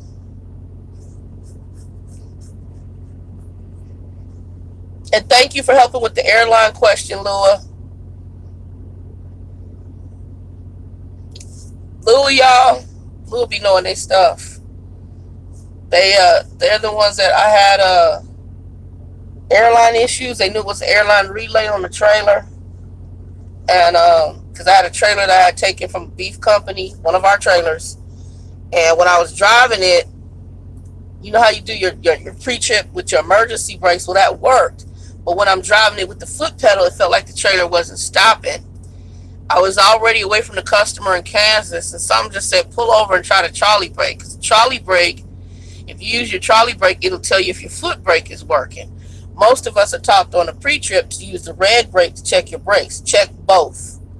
And I normally check both. I just didn't on that load because I was tired.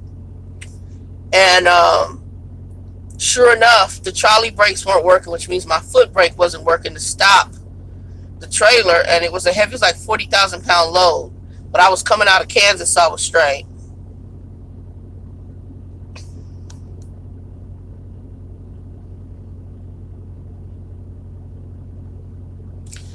They won't. Lou, they ain't gonna argue with you. Not this time of year. They'd be stupid if they tried. Not this time of year. Not with that snow out there. With everything across the country and how weird the weather has been, they shouldn't argue with you about not a doggone thing. All you got to use is that nice word called for safety reasons. I'm not going out due to the snow conditions. It's not safe to drive. That's what I was trying to tell one of my guys on the TheTrucker411. But have a good night, Lua. And a pleasure chatting with you. Happy we could catch each other live.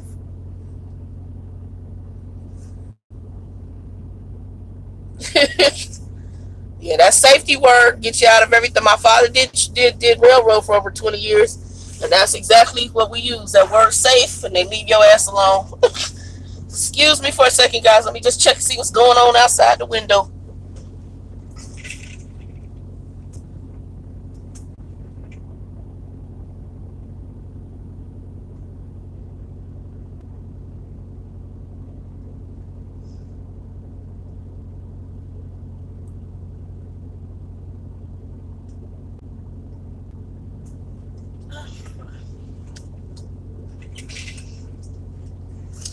I got food on board because I have a feeling I'm going to be here till in the morning. I'll be making a sandwich later or soup. I got a hot pot on, our electric hot pot on here.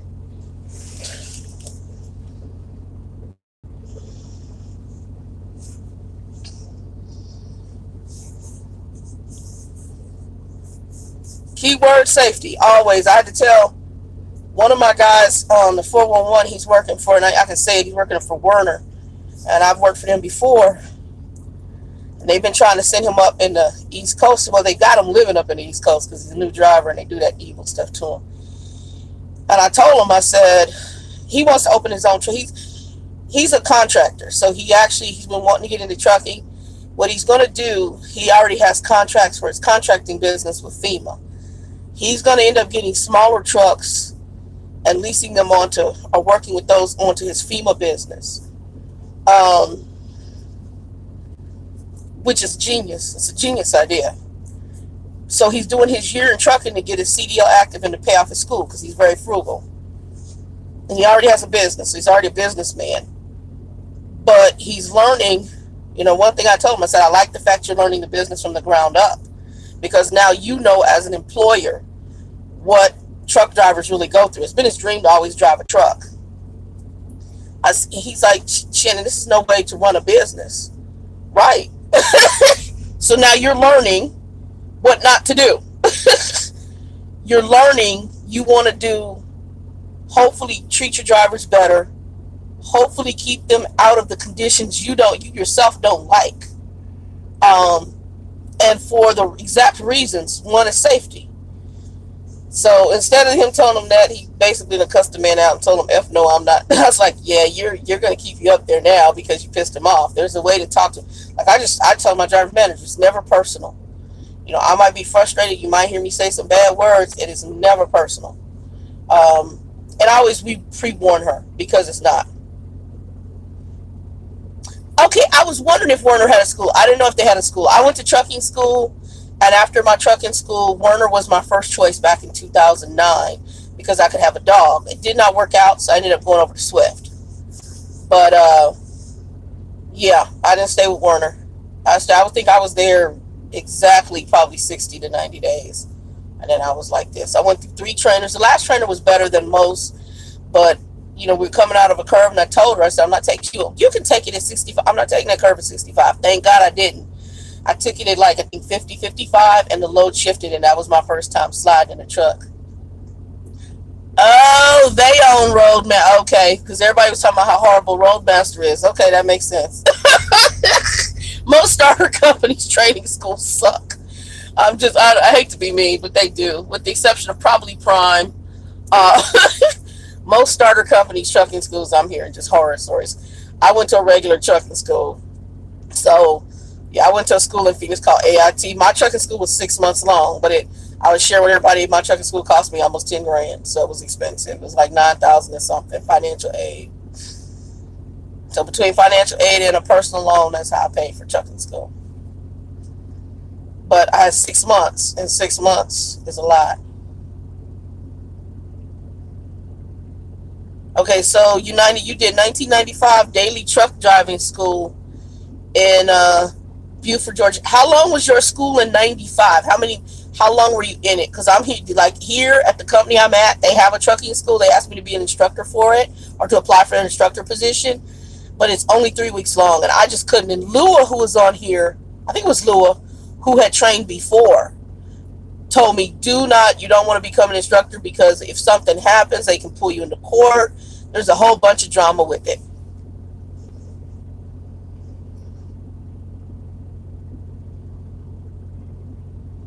Okay.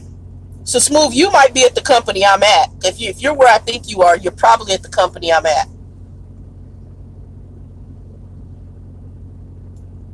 Are you on a dedicated, Smooth? And don't say the company you're at, please, because we might be on the same company. Are you on a dedicated? If it's the company I'm at, I'm going to tell. If we're at the same company, they asked me to apply for an instructor position in Phoenix. Okay, you're not. Okay. I have a feeling we're at the same company. Is it just down the street from, you're just like over the freeway on the opposite side from the sisters?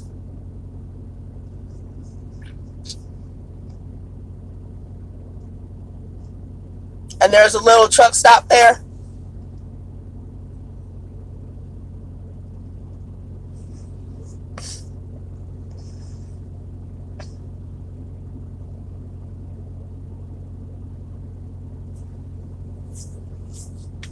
Okay, reefer and van, a lot of fresh chicken headquarters. You know, I almost want to apply for Tyson. I had a friend of mine's uncle work for Tyson. My brother-in-law is, he's a supervisor at the Cargill plant in Kansas. And I thought about possibly putting in for them as a driver, but I'm not sure. Because sometimes I hear that the beef companies, like well, the one in Phoenix I heard doesn't pay a lot. I don't know. I know they're always hiring, so I don't know what they pay. But I was talking to somebody, and they said the drivers don't make that much money.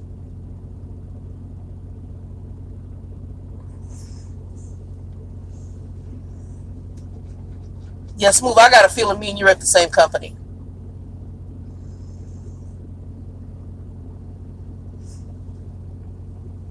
If you're in the Fontana one with the school, you're just across from, there's a little hole in the wall, like I don't know if it's an AM, PM, or what that is. Little truck stop. It's not a very big yard, that Fontana yard. We're probably at the same company.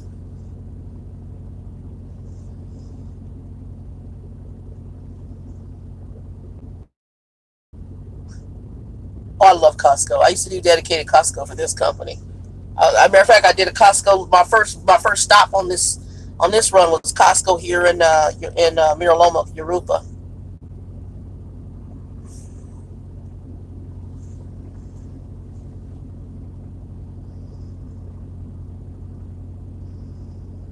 Okay. I like Georgia too. I haven't driven Georgia except for Atlanta. Atlanta makes me want to shoot myself. It's gorgeous, but that traffic is a pain in the butt. But I like Georgia. Georgia's gorgeous.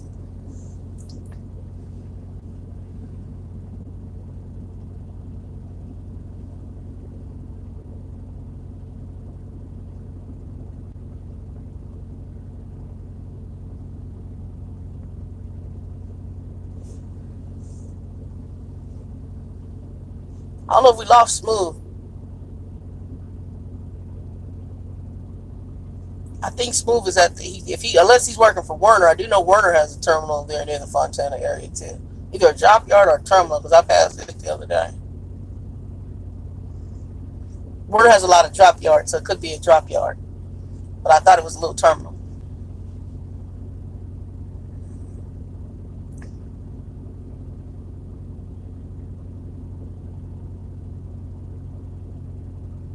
When you turned into the terminal, on the left, was there like a little hole in the wall truck stop? So you turn on the street, the terminal's to the right. To the left, there's like a little, I'm going to say, a fuel place. And there is a little truck stop. It don't have a lot of truck spots. But it's also considered it's a little hole in the wall truck stop. Ain't nowhere to really park. I think you can go in and fuel and roll the hell back out. And then the terminal is to the right. I know they have a school at the Fontana terminal. They've had one for a long time. Because my instructor for my trucking school in Phoenix, her and her husband were instructors for this company's school back in the day. So I know they taught in Fontana. They ended up in Phoenix. She got recruited to night transportation later on. And then she ended up being an instructor at the school that I went to, which was AIT, and she still works part-time. She drives part-time for night on the weekends. Night transportation. She brings in about $400 or $500 extra on the weekend by like a part-time gig, but she trains at the school. And she was running the AIT school in Fontana until they closed it. I think they either closed it or sold it to somebody else, because I think it's some other company now teaches school there. And I know that they have a trucking school in at least my AIT, my school I went to, they have one in, what city is that? Actually in Vegas, Nevada.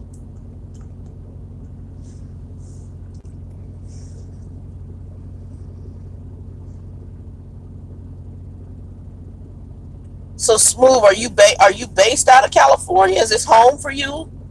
Or are you just here in California?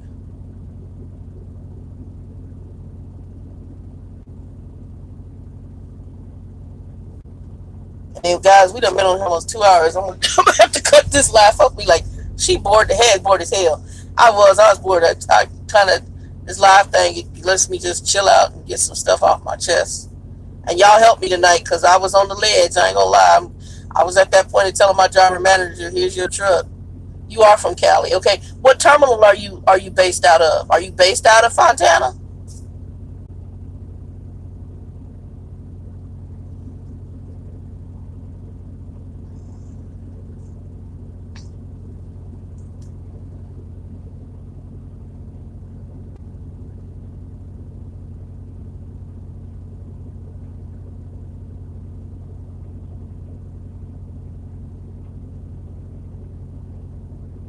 Okay, you're based out of, because they do also have a Lathrop terminal. And they just got a Sacramento terminal that was, I think it belonged to CR England, had something to do with Walmart. But they just took that over. They just acquired it. If it's the same company. Because one of the students I had on the truck, he was supposed to actually drive Walmart loads from that SAC terminal all the way into Reno and then back. But I don't think he stayed with the company. And I had a feeling that brother, he has had so many issues going on, that baby. He was messed up. He was. Anyway, y'all, I am going to end our live because I'm getting ready to get up here and make my ass a sandwich. And then I'm going to go ahead and go to sleep because I don't think they're going to pull me in anytime soon. And then I'm going to have to deal with, I already sent my driver manager an email because at this point I'm at the maximum. Once you hit the 8 hours, it's the maximum time you can get for detention pay. Ain't nobody called, ain't nobody done nothing, so they'll have to resolve this in the morning. Only good thing is that I'm over here by Borders Customs, a whole bunch of trucks, because otherwise, since it's near the Long Beach area, I don't park in like Long Beach, Compton, or Oakland. This truck would be right back at the terminal, or at a terminal, or at a legitimate truck stop. And y'all, for safety reasons, that's just how I roll. But there's a bunch of trucks and there's activity, and I'm parked right outside of this Border Customs. I mean, I'm literally outside of Borders Customs. No problem, Smooth. Pleasure talking to you. I have a feeling you're at our terminal. I think that, because I only know of a couple of terminals. I know Werner has a little Fontana drop yard. My company has that. There's a couple other, but they're mom and pop terminals. Nobody that, I mean, unless you're with a smaller company, but I got a feeling you with this company. Just by what you described. When you said school, that's the only one I know over there with a school. So it's probably the same company. If it is, then have you been to the Europa terminal? And that'll tell me what I need to know. Real quick before I go. Smooth, have you been to the Europa terminal? Because if you have, the one over just down from the Petro. Because that tells me pretty much where you most likely work. Okay, then I don't know. That's a terminal that you would normally get to.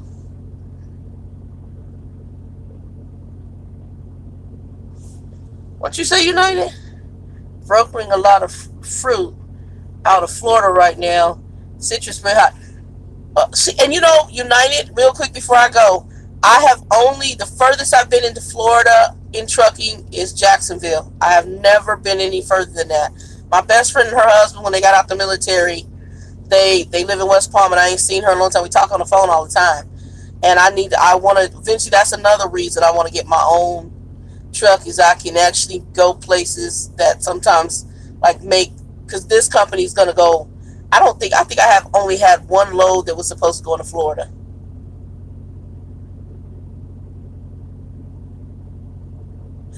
Oh, you a newbie, Smooth. I got you. Well, welcome to trucking. You be careful, though. Okay, yeah, you probably work for the company. Yeah, I'm pretty sure of it. Does that company start with a big S there, Smooth? Like your first initial? That'll tell me what I need to know. Oh, Christmas fruit? Yeah. Because Florida is like, somebody told me, what did somebody tell me Florida was? I thought somebody told me that Florida, they tell me they were like one of the largest beef producers. I thought it was beef. I forgot what meat it was, and I couldn't pick my teeth up. Oh, okay, so you are at a different company than what I thought. Okay, cool. So you're at a company I'm not familiar with. Florida, they told me I think something about beef, and I couldn't pick up, because I know Florida is big for sugarcane, and I can see fruit and sugarcane. I just didn't know y'all had a big beef. I thought that somebody said beef, which is blowing my wig back for Florida.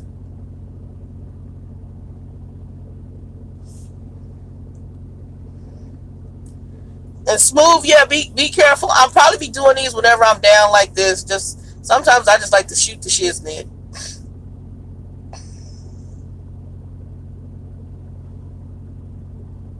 Yep, park it. That's one of the things. That right there, Smooth, is keys to the kingdom. What United just told you, that's keys. Because the guy who mentored me into the industry, he didn't teach me to drive, but he gave me keys. What I call keys to the kingdom. He said if you get tired, drive until you're tired, sleep till you wake up, live to see another day. And that has served me well. Because I will pull the truck over and take a nap in a minute.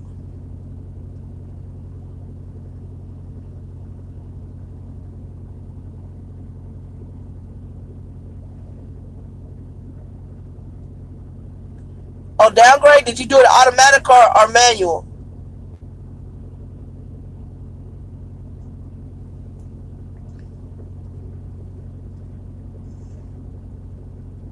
And I'm asking that for a reason, Smooth. So hopefully you can hear me. If you do it in an automatic, make sure you lock the gear in the future. I don't know if your trainer taught you that. I lock the gear. If it's automatic, you can switch. If it's Freightliner, you can switch to the manual mode and lock the gear. And then just use your jakes and ride it down smooth. So that's good. And then you can maintain the speed. It's auto. Yeah, lock the gear. I don't know what your trainer teaches, but the way I taught my students, I showed them how to lock the gear in. And once I lock the gear, you can go down. And normally on your grades, in the automatic, 9 and, well, depends on the steepness of the grade, 8, 9, and 10 are your sweet spots. So one of those 3 on grades usually works in the automatic once you lock it. And then you just roll down and set your jakes. And what I do is I play with the jakes. So I mean, when I say play, what I do in the automatic is Jake 1 and 2 are like my slow. Those are the usually ones I play with, because 3. A lot of people don't realize the jakes on a automatic are beast mode. I mean, they're on the Freightliner, the Jake 3, it will park the truck on the freeway. I will actually, United, I'm gonna text you to make sure you know it's me, and then me and you gonna talk. Yes, we'll talk. So I'll text you my information and we'll talk. Y'all be easy. I'm going to get off here and make myself a sandwich. Peace. And don't forget, Smooth, lock the gear. 8, 9, 10, your sweet spot's going down grades on the automatic. Y'all be blessed. Be safe. Peace out.